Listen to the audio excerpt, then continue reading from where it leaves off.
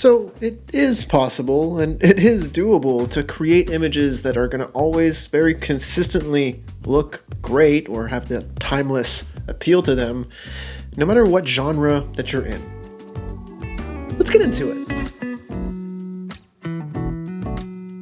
Hey everyone, welcome back. My name is Sergio and I'm a commercial photographer here in Victoria, BC, and I know full well what it's like to be tasked with something to shoot and have no idea whether or not the client is going to end up liking those images. And sometimes the client is just you and you want to like the pictures you take, but integrating a more timeless approach at your photography is only going to benefit your photography. Now, when it comes to creating images that last, or if you can look back at images from 10, 15, 50 years ago and have that feeling or an aesthetic or something about that time and place, that's what we're kind of going for here in photography. The reason that timeless works so well is because it's just timeless.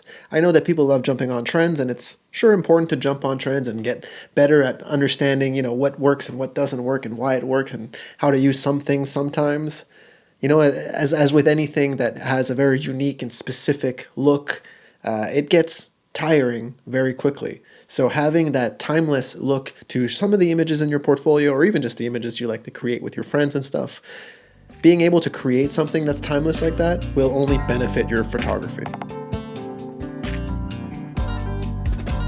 The mistake I think we make the most as photographers, the thing that takes us away from the timelessness of a photo, is creating too much with the technique in mind. I want you to take that technique and let it inform your shot. Use proper technique because that's what's going to help it last a lot longer, but you don't want it to control every single one of your decisions. You have to let some room for play and some room for humanity in our pictures. We're not robots. We're not taking pictures of robots.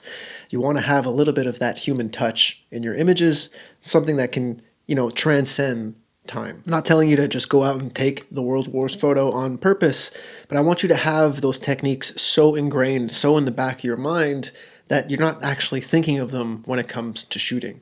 If you're shooting portraits, I don't want you to be thinking about, what flash sync speed you need to be using, when in reality you should be just focusing on the emotion of your character, of your subject, whomever. What you want to tap into is that feeling with whatever niche genre, whatever you're shooting, is creating something that will last the test of time. By letting the emotion or the feeling or just the aesthetic, the vibe, the mood, whatever buzzword you want to call, but if by letting that actually control your decisions instead of like, the Rembrandt has to be exactly at 45 degrees or else it's not going to work, or else I'm not going to get this, that. Let let that feeling guide you instead, and you'll be able to create something that's a little bit more timeless. When you look back at pictures, you don't just look at, oh man, that is a perfectly straight image. You're like, no, that is a fun image that makes me laugh every time I look at it. That's what you want to elicit.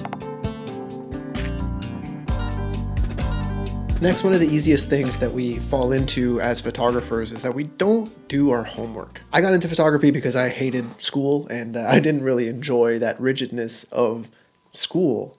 But that doesn't mean that in photography we can't apply those same techniques to just further and better our photography. By doing your homework and looking back at what has worked in the past, looking back at what is currently working in that niche or in that genre, let's give you a nice little round, easy example. If you're tasked with shooting something that you've never shot before, don't just willy-nilly go about it and think you can take it by the seat of your pants. Maybe you can, but if you want to impress these people and you want them to book with you again and again, the best thing you can do is just over-equip yourself as much as possible. So if that means looking at the other things that are working in that trend, in that subgenre of photography that you've never shot before, look at what's working. Even if it's something that you don't actually do, try to apply it in your style, in your way. See what does work and then do it your own way. See what has worked in the past maybe, or look back at campaigns from 30, 40, 50 years ago. Look at that aesthetic, that mood, that feeling they were able to grab and apply that to today's photography.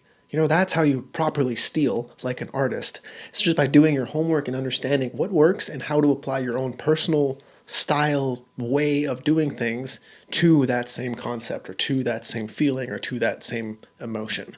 Go for that. That's really what will help progress your photography and help you create something that's a lot more timeless and create images that you can look back at and still be proud of, not 6 months later.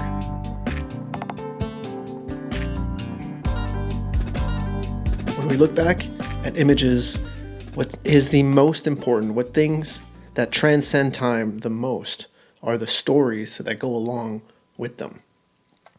When you look back at a photo and you're able to remember the entire day, that's a great photo. And not just because of your own personal memories attached to it, but if you can look at that image and see, maybe from the actual composition or from the style of way it was shot, maybe like the shutter drag, like we always talk about on this channel, just all of those little decisions that you make when you click that shutter will inform the story down the line. If you're not used to thinking about your pictures as stories, there's many videos across my channel that kind of talk about that in general.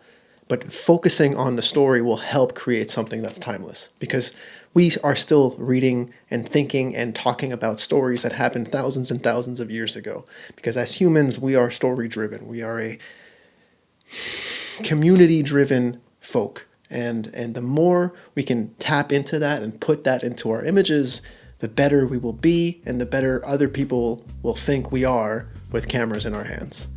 So focus on that and you'll be a better photographer. Thanks for watching. I hope you enjoyed it. I hope you got a little kick out of it. Leave a like on your way out. Maybe subscribe if you're new here. And I will see you guys in a couple days. Later.